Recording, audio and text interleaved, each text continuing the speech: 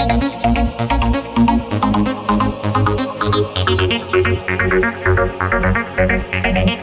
Everyone, myself Shubhra and I welcome you all to our channel YT prep up. तो आज हम लोग दूसरा टॉपिक स्टार्ट करेंगे, दैट मीन्स एक नया चैप्टर स्टार्ट करेंगे। लास्ट क्लास में हम लोग देखे थे कोडिंग डिकोडिंग, आज हम लोग पढ़ेंगे ब्लड रिलेशंस। तो ब्लड रिलेशन का मतलब क्या हुआ? जैसे हम कहते हैं हमारे फैमिली में मैं अपने आप को लेती हूँ अगर एग्जाम्पल, तो मेरे फैमिली में 4 members, we have a small family, ठीक है। So I have a small family and I have my father, mother and a brother in my family. Okay? तो मेरी एक स्मॉल फैमिली है और मेरे पापा है, मेरे फैमिली में मेरी मम्मी है और मेरा भाई और एक मैं हूँ। तो 4 मेंबर्स हम लोग फैमिली में। तो ब्लड रिलेशन भी यही होता है, जब हम लोग रिलेशन पे पढ़ाई करते हैं, ब्लड रिलेशन यानी कि रक्त संबंध। जब भी हम लोग ब्लड रिलेशन पे पढ़ाई करते हैं तो उसके लिए हम लोग फैमिली मेंबर के रिलेशनशिप पे पढ़ाई करते हैं। क्लियर? तो ब्लड रिलेशन बस ये होता है। इसका कुछ टाइप्स होता है, किसी किसी टाइप्स का क्वेश्चन बनता है। वो है पहला पजल फॉर्म, दूसरा है पॉइंटिंग टू और इंडिकेटिंग टू, और तीसरा है कोडेड रिलेशनशिप। तो एक एक करके 1 बाय 1 हम लोग क्लियर करेंगे। ऑलराइट, तो स्टार्ट करते हैं चैप्टर। तो सबसे पहले ब्लड रिलेशन का 3 टाइप है।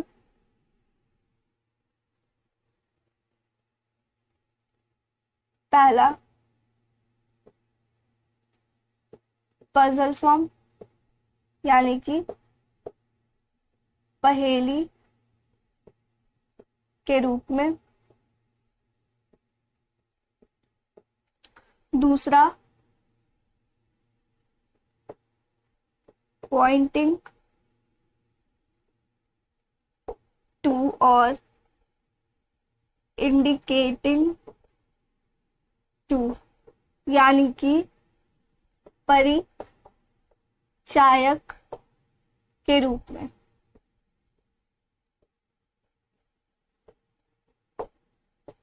And the last one is coded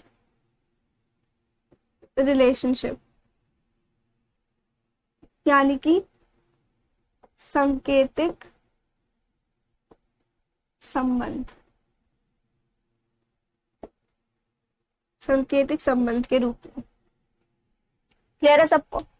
that means blood relation यानी कि रक्त संबंध 3 टाइप का होता है। तो first one puzzle form, second pointing to और indicating to, and third one is coded relationship. Puzzle form यानी कि पहेली के रूप में, कुछ पजल करके दिया रहेगा, हम लोग को सॉल्व करना होगा। पॉइंटिंग टू इंडिकेटिंग टू यानी कि परिचायक के रूप में, एंड कोडेड रिलेशनशिप यानी कि संकेतिक संबंध। क्लियर है सबको? तो इसका क्वेश्चन सॉल्व करने से पहले हम लोग को जनरेशन गैप पता होना चाहिए, जनरेशन डायग्राम पता होना चाहिए, वो लिखते हैं। उसके लिए सबसे पहले हम लोग generation third, generation second and generation first ऐसे मार्क कर लेंगे। क्लियर? या आप कह सकते हो जनरेशन ट्री, जो आपको इजी लग रहा है आप वो यूज कर सकते हैं। तो सबसे पहले जनरेशन थर्ड में कौन कौन आते हैं? ग्रैंडफादर, ग्रैंडमदर या मैटरनल ग्रैंडफादर या मैटरनल ग्रैंडमदर। मैं शॉर्ट फॉर्म में लिख रही हूं, आप लोग समझ जाना। GF यानी कि ग्रैंडफादर एंड GM यानी कि ग्रैंडमदर। यहाँ पे हम लोग गर्लफ्रेंड बॉयफ्रेंड वाला सीन नहीं ले सकते, यहाँ पे ग्रैंडफादर ग्रैंडमदर। क्लियर है? तो ये हो गया third relationship, third generation third, sorry. और जनरेशन सेकंड, यहाँ पे आ जाएंगे फादर, मदर, अंकल, आंट या फुआ फुफा, जो भी है हमारे, मैटरनल पैटर्नल जो भी, वो सारे। जनरेशन 1 में सन, डॉटर, नेफ्यू या नीस, ये सारे आएंगे। क्लियर है? अब इसका मतलब क्या होता है? अब सबसे पहले अब हम लोग ये देखेंगे। मान लेते हैं, लेट्स सपोज मैं जनरेशन 1 में हूं, दैट मीन्स मैं, मेरे पापा हैं, मैं उनकी बेटी हुई, ठीक है, तो मेरे पापा आएंगे जनरेशन सेकंड में, और मेरे दादाजी यानी कि मेरे पापा के पापा वो आएंगे जनरेशन थर्ड में। सबसे पहले ये क्लियर होना चाहिए, ठीक है। अगर आप लड़की हो या लड़के हो, जो भी हो, अगर आप जनरेशन वन में हैं, तो जो आपके पापा होंगे, आपकी मम्मी होंगी, आपके अंकल होंगे, आपके आंटी होंगी, यानी कि आपके चाचा चाची, फुफ्फा फुआ, मामा मामी, जो भी होंगे, वो सारे आएंगे जनरेशन सेकंड में। क्लियर। अब आपके दादाजी, दादी माँ, नाना जी, नानी माँ, चचेरे नाना, चचेरी नानी, ऐसा भी कुछ होता है, तो वो सारे आएंगे जनरेशन थर्ड में। मीन्स पैटर्नल ग्रैंडफादर हो, ग्रैंडमदर हो, या पैटर्नल मैटरनल ग्रैंडफादर हो, या मैटरनल ग्रैंडमदर। ये तो समझ में आता है, मैटरनल का मतलब नाना जी नानी माँ, और पैटर्नल का मतलब दादाजी दादी माँ। क्लियर। तो अब आप कहोगे कि हाँ मैं तो इस जनरेशन में थी तो समझ गई। अब मान लेते हैं, अब मैं अपने आप को अज्यूम करती हूँ मैं जनरेशन सेकंड में, तो जो मेरे हस्बैंड होंगे वो भी मेरे ही जनरेशन में आएंगे, मेरा भाई जो होगा वो भी मेरे जनरेशन में आएगा। अगर मैं जनरेशन सेकंड में हूं तो मेरा बेटा बेटी जनरेशन फर्स्ट में आ जाएगा, मेरा बेटा बेटी, नेफ्यू या नीस, भतीजा भतीजी, कुछ भी है, वो सारे आ जाएंगे जनरेशन वन में। मेरा हस्बैंड यानी कि मैं और मेरा हस्बैंड, फिर मेरे भाई, मेरी भाभी, ये सारे लोग जो आएंगे वो आ जाएंगे जनरेशन सेकंड में। और मेरे पापा, मेरी मम्मी, मेरे नाना, मेरी नानी, ये सब आ जाएंगे जनरेशन थर्ड में। आप अपने आप को किसी भी एक जनरेशन में रख लो और अज्यूम करो अगर आप जनरेशन इसमें हो तो आपके नीचे वाला कौन होगा। सबसे इजी वे होता है जनरेशन ट्री का। दैट मीन्स सपोज अब लेते हैं कि मैं जनरेशन थर्ड में हूं, तो जो मेरे हस्बैंड होंगे वो मेरे ही जनरेशन में होंगे, मेरा भाई बहन जो भी होंगे वो मेरे जनरेशन में होंगे। क्लियर। और अगर मैं जनरेशन थर्ड में हूँ दैट मीन्स मैं किसी की ग्रैंड मदर हूँ और मेरा हस्बैंड ग्रैंडफादर। तो अगर हम लोग जनरेशन थर्ड में, तो हम लोग से नीचे यानी कि मेरा बेटा मेरा बेटी जनरेशन सेकंड में आ जाएंगे, या मेरा भतीजा भतीजी जो भी हो गए वो आ जाएंगे जनरेशन सेकंड में। इनके लिए नेफ्यू नीस इधर आ जाएंगे जनरेशन थर्ड के लिए जनरेशन सेकंड में। और जो जनरेशन फर्स्ट होगा वो जनरेशन थर्ड के लिए क्या होगा, पोता पोती। ठीक है, क्लियर होना चाहिए सबको। ये बहुत ईजी है और एकदम ध्यान से समझने जैसा। आप किसी भी जनरेशन में अपने आप को रखो और अज्यूम करो कि आपके नीचे वाले जनरेशन में आपके क्या लगता है, तो आप प्रॉपर सेटलमेंट कर सकते हो कि किस जनरेशन में किसको रखना है। क्लियर है सबको। तो यहाँ पे मैं हिंदी में एक बार लिख लेती हूँ।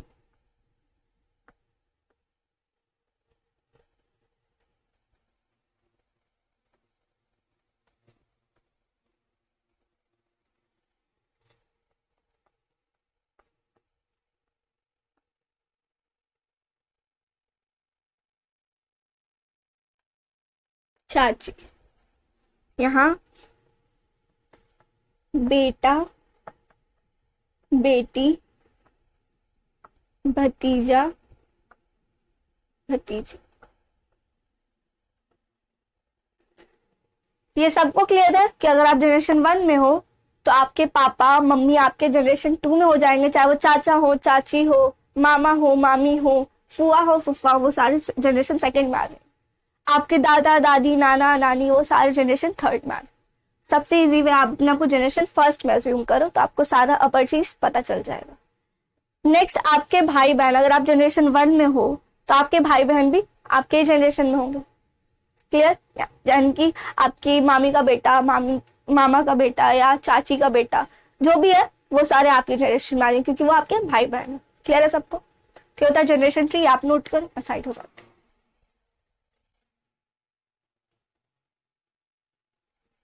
तो क्लियर है सबको कि मैं मिटा रही हूं।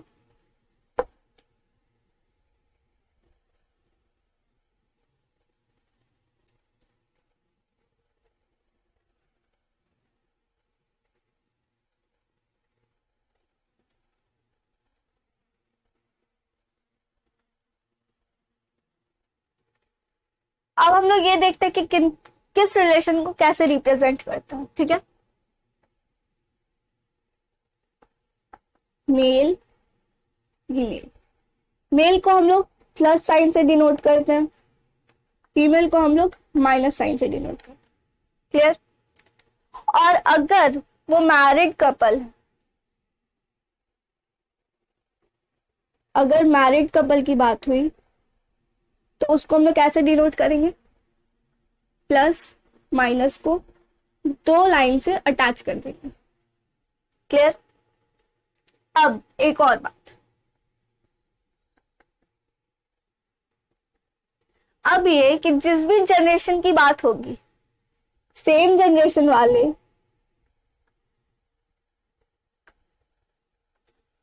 सेम लाइन में डिनोट करेंगे। क्लियर? सपोज भाई, मान लेते एक मेल है और एक और मेल है और दोनों भाई है, तो उसको हम लोग सेम लाइन में डिनोट करेंगे। अगर लाइन ऐसे जा रहा है तो वो ऐसे डिनोट होगा, और अगर लाइन ऐसे, और वो ऐसे से जनरली हमेशा हम लोग सेम लाइन ऐसे रेफर करते हैं जनरेशन वाइज। क्लियर है? ये सेम जनरेशन का और ये दोनों भाई है, और हमेशा इसको हम लोग सिंगल लाइन से डिनोट करेंगे। क्लियर है सबको? दैट मीन्स सेम जनरेशन वाले, मान लेते एक भाई और एक बहन होते, एक प्लस और एक माइनस, वो भी सेम लाइन में डिनोट होगा। क्लियर है सबको? दैट मीन्स कि जो मेल होगा वो प्लस साइन से डिनोट होगा, जो फीमेल होंगी वो माइनस साइन से डिनोट करेंगे। सेम एज जो कपल होंगे वो डबल लाइन से अटैच कर देंगे हम लोग। क्लियर है सबको? नेक्स्ट, जो सेम जनरेशन वाले होंगे, जैसे भाई बहन होगा, पापा मम्मी है, वो सारे सेम लाइन में डिनोट होंगे। और पापा मम्मी का कहने का मतलब वो हो गए मैरिड कपल, तो उनको हम लोग दो लाइन से अटैच कर देंगे। क्लियर हो गई सबको ये सारी बातें? आप नोट कर लो। तो अब हम लोग स्टार्ट करेंगे पजल फॉर्म।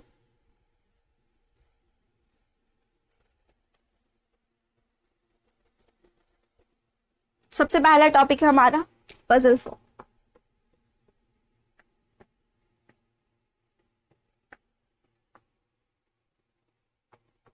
इसमें क्या होता है, पजल के फॉर्म में क्वेश्चंस गिवन होता है। ठीक है? पजल यानी कि पहेली, उसका क्वेश्चंस देखते हैं कैसा होता है। एक औरत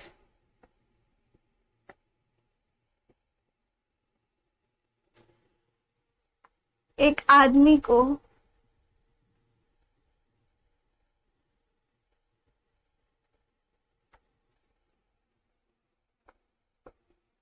देखते हुए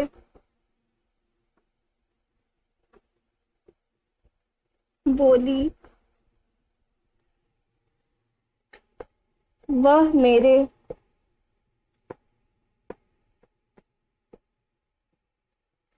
खुद के इकलौते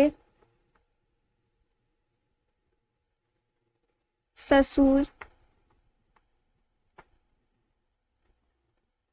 के पोते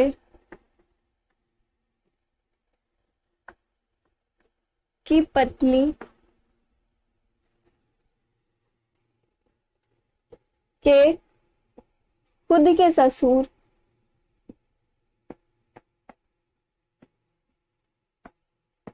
हैं। तो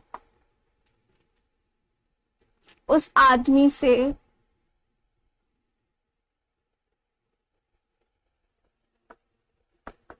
उस औरत का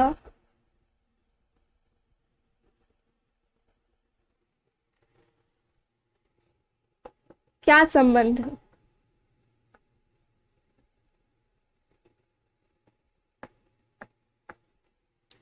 सो हियर्स द क्वेश्चन।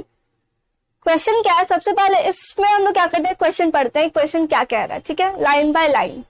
तो पहला क्वेश्चन का इस क्वेश्चन का पहला लाइन है, एक औरत एक आदमी को देखते हुए बोली। दैट मीन्स एक औरत है गिवन।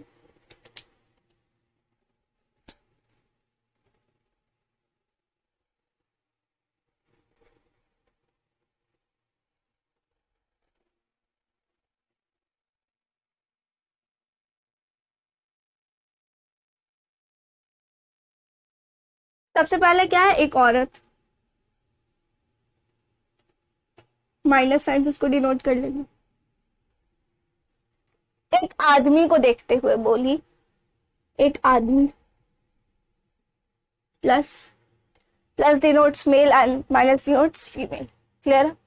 देखते हुए बोली, वह मेरे खुद के इकलौते ससुर। इकलौते का मतलब उनका कोई और भाई या बहन नहीं है, ठीक है। तो वह मेरे खुद के इकलौते ससुर, आगे पढ़ेंगे क्योंकि आधा बोली, आधा मतलब आधा भी हम लोग जान पाए ना कि क्या बोली, हाफ ही पता चला। अब आगे पढ़ेंगे।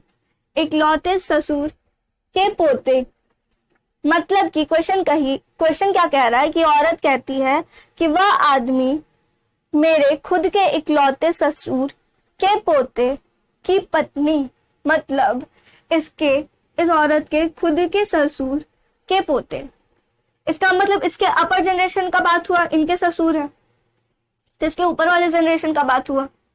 तो दैट मीन्स इसको हम लोग ऊपर डिनोट करेंगे, इनके ऊपर वाले जनरेशन में आ गए इनके ससुर, क्लियर। खुद के ससुर के पोते, अब इनके पोते का बात हो रहा है, ये इनके पोते यानी कि इसके थर्ड जनरेशन में, मतलब फर्स्ट जनरेशन में ये, सेकंड जनरेशन में ये, थर्ड जनरेशन में ये, तो इनका पोता प्लस से साइन डिनोट करेंगे। पोते की पत्नी यानी कि इसकी वाइफ, तो दो लाइन से हम लोग अटैच करेंगे और एक माइनस देंगे, राइट।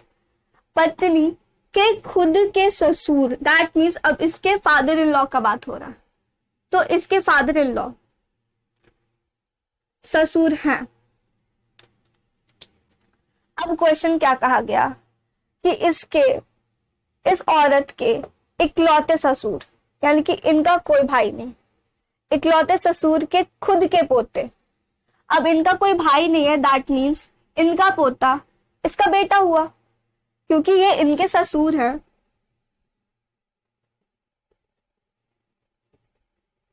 फादर इन लॉ है इनके, और इनका कोई और भाई नहीं है, दैट मीन्स इनके बेटे का ही पोता का बात हो रहा है, तो ये इसका क्या हो गया, बेटा, राइट। और ये इसकी पत्नी, यानी कि ये इसकी पत्नी हो गई, तो इसकी क्या हो गई, बहू। और इसके फादर इन लॉ यानी कि ये फादर इन लॉ, यानी कि इसके फादर इन लॉ और इसके हस्बैंड की ये माँ है, इनकी क्या हुई, मदर इन लॉ। और इनके ये फादर इन लॉ, तो इन दोनों का क्या रिलेशन हुआ, हस्बैंड वाइफ का, कपल हो गई है। दैट मीन्स, और अब क्वेश्चन क्या कह रहा था कि उस आदमी का उस औरत से क्या संबंध है, इस आदमी का इस औरत से क्या संबंध है, तो ये आदमी इस औरत का पति है, हस्बैंड। क्लियर है सबको। मैं एक बार और अच्छे से क्लियरली बताती हूँ। क्वेश्चन क्या रहा था, एक औरत एक आदमी को देखते हुए बोली, एक औरत थी, एक इंसान मतलब एक मर्द के तरफ, एक आदमी के तरफ देखते हुए बोली कि वह मेरे खुद के इकलौते ससुर, इनके इकलौते ससुर यानी कि ये इकलौते का मतलब होता है यानी कि वो सिंगल है, बेटा है अपने फैमिली का, उसको कोई भाई या बहन नहीं है, तो इकलौते ससुर के पोते, यानी कि अब इनका कोई भाई नहीं है, तो इनका जो पोता हुआ इसका बेटा हो गया, इकलौते पोते यानी कि इनका बेटा। और सबसे इजी मैं तरीका बता रही हूँ, जब भी आपको डिनोट करना होगा किससे क्या रिलेशन है, तो इसका ये क्या लग रहा है, बेटा लग रहा है, ऐसे एरो डिनोट कर देंगे, एरो डिनोट्स द रिलेशन। ये मैं बता रही हूँ ताकि ये इजी हो जाए आप लोगों को सॉल्व करने के लिए, इससे इजीली पता चलेगा किनका किससे क्या रिलेशन है, और इसका इससे ये रिलेशन था कि इनका ये क्या था, पोता था। क्लियर है सबको। तो इनका बेटा और पोते की पत्नी के, तो पत्नी, इनके पोते की पत्नी क्या हो गई, इसकी वाइफ, और इसका बेटा ये था, तो इनकी ये क्या हो गई, बहू। और बात किया गया बहू के मतलब पोते की पत्नी पोते की पत्नी के खुद के ससुर, यानी कि इसके जो फादर इन लॉ है, इसके खुद के फादर इन लॉ, ये हो गए ससुर हैं, तो ये इनके ससुर हो गए। दैट मीन्स अगर ये इनकी मदर इन लॉ है और ये इनके फादर इन लॉ है, तो इनका आपस में क्या रिलेशन हो गया, हस्बैंड वाइफ का। दैट मीन्स वो कपल है, और उस लेडी का इस आदमी से क्या रिलेशन हो गया, पति पत्नी का। तो ये आदमी उनका क्या हो गया, पति हो गया। क्लियर है सबको, आप नोट कर लो, मैं साइड हो जाती हूं। तो क्लियर है सबको। यहाँ पे आप एक और चीज देखो, यहाँ पे तीनों जनरेशन का बात हो गया, जनरेशन 1, जनरेशन 2 एंड जनरेशन 3। तो आपको जनरेशन में भी कोई प्रॉब्लम नहीं होगा, क्लियर होगा। आप लोग नोट कर लियो, तो नेक्स्ट क्वेश्चन की ओर बढ़ते हैं।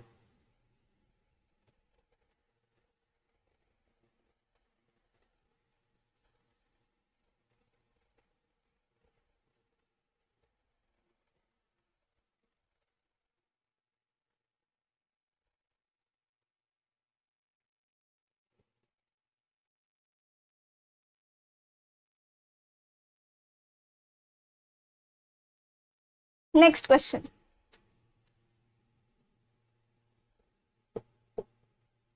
एक लड़के के ओर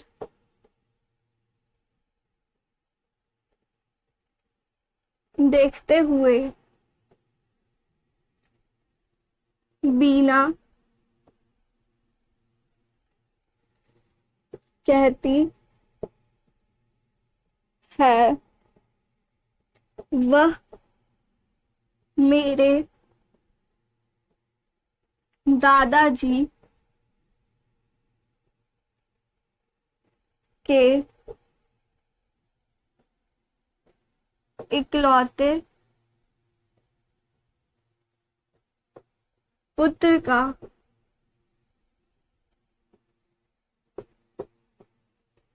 पुत्र है। तो बीना का उस लड़के से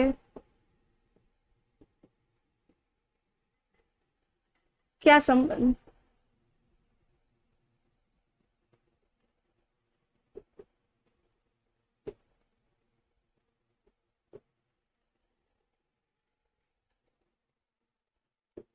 Here's the question। तो अब हम लोग पढ़ेंगे पहले क्वेश्चन। एक लड़के की ओर इशारा करते हुए बीना कहती है, वह मेरे दादाजी के इकलौते पुत्र का पुत्र है। तो बीना का उस लड़के से क्या संबंध। क्वेश्चन पढ़ लिए। क्वेश्चन में क्या पूछा गया हम लोग वो चेक करेंगे। बीना का उस लड़के से क्या संबंध, मतलब अब हम लोग क्वेश्चन का पहला लाइन देखेंगे।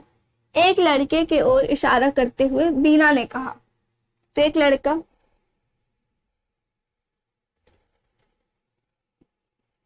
और बीना, मतलब ये फीमेल है तो माइनस और ये मेल था तो प्लस। इस लड़के की ओर इशारा करते हुए वो बोली कि वह मेरे दादाजी, यानी कि इसके दादाजी प्लस दादाजी के इकलौते पुत्र, यानी कि इनका एक ही बेटा है बस, इकलौते पुत्र। तो अब हम लोग ये इसके दादाजी हो गए, तो उसको हम लोग ऐसे डिनोट कर लेते, ठीक है। दादाजी के इकलौते पुत्र, यानी कि इससे नीचे वाले जनरेशन में प्लस ये इनका क्या हो गया, बेटा। ऐसे हम लोग लिख लेंगे। पुत्र का पुत्र है, यानी कि अब ये इसका बेटा है।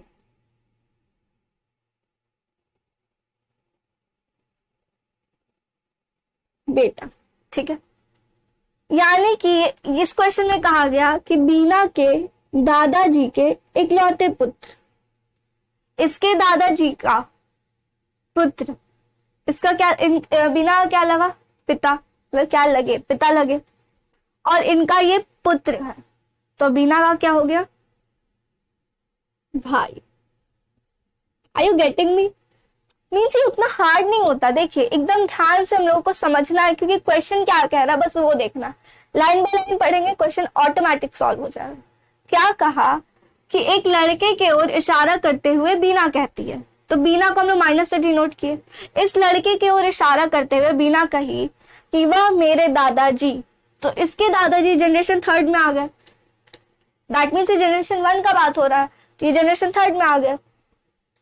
दादाजी के इकलौते पुत्र, इकलौते पुत्र का मतलब होता है इनका और कोई बेटा या बेटी नहीं है, बस एक ही बेटा है, ठीक है। इनके पुत्र का पुत्र है, दैट मीन्स उनका पोता, और इसका पुत्र है, तो इसका पुत्र क्या हो गया, और ये इनका इकलौता बेटा था, और बीना के ये दादाजी हैं, तो ये बीना के कौन लगे, पिता लगे।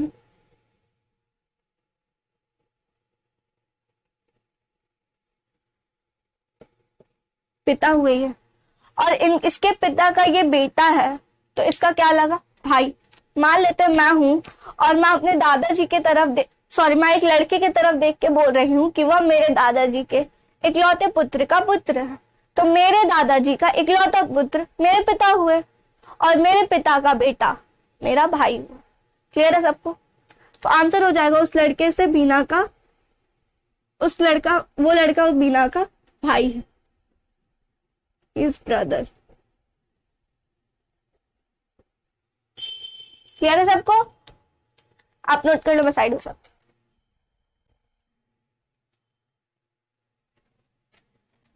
क्लियर है सबको? एक बात और, जब भी और देखते हुए या उस फोटोग्राफ को देखते हुए या एक आदमी को और इशारा करते हुए बात किया जाए तो पॉइंटिंग टू होता है। आई एम सॉरी, मैंने मिस्टेक किया है कि ये पजल फॉर्म नहीं, पॉइंटिंग टू था। पॉइंटिंग टू और इंडिकेटिंग टू। क्लियर है सबको? ये जो भी मैंने बताया, जब भी हम लोग पॉइंटिंग टू और इंडिकेटिंग टू का बात करते हैं तो हम लोग किसी की ओर देख के इशारा करते हैं, या किसी की ओर देखते हुए कहते हैं, या फिर किसी फोटोग्राफ की ओर पॉइंट करते हुए बोलते हैं। क्लियर है? पॉइंटिंग टू का मतलब होता है पॉइंट करके बोलना, किसी की ओर इशारा करते हुए बोलना। क्लियर है सबको? तो ये जितने भी एग्जाम्पल्स थे वो पॉइंटिंग टू और इंडिकेटिंग टू के थे।